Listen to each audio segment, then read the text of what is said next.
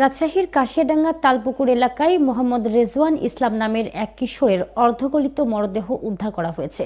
এ ঘটনায় অভিযুক্ত প্রধান আসামির রিমান্ডে দেওয়া তথ্য মতে মঙ্গলবার মরদেহ উদ্ধার করে পুলিশ। বিষয়টি নিশ্চিত করেছেন দামকুড়া থানার ভারপ্রাপ্ত কর্মকর্তা রফিকুল ইসলাম। রেজওয়ান নবম শ্রেণীর শিক্ষার্থী ছিল। এর পাশাপাশি তিনি তার বাবার অটোরিকশা চালাতেন। গত 23 মার্চ ঠাকুরমারা এলাকা থেকে পূর্ব পরিচিত পাপ্পু সহ 5 জন অটোরিকশা নিয়ে কাকনহাটে যায়।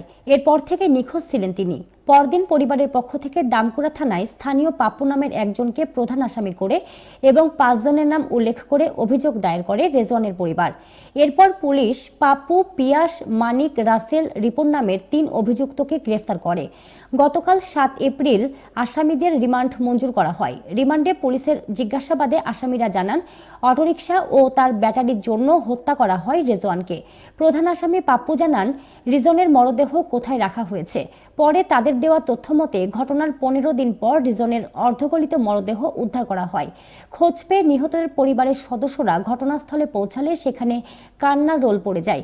এলাকাবাসী আসামিদের কঠোর শাস্তির দাবি জানান।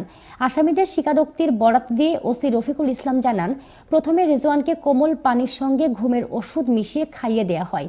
এরপর অচেতন অবস্থায় তালপুকুর এলাকায় নির্মাণাধীন ঘরে গলায় দড়ি পেঁচিয়ে ঝুলিয়ে রাখা হয়। মরদেহ উদ্ধার করে রাজশাহী মেডিকেল কলেজ হাসপাতালে পাঠানো হয়েছে।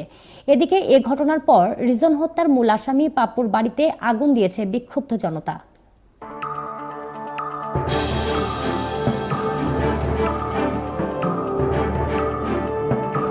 Audio Jungle.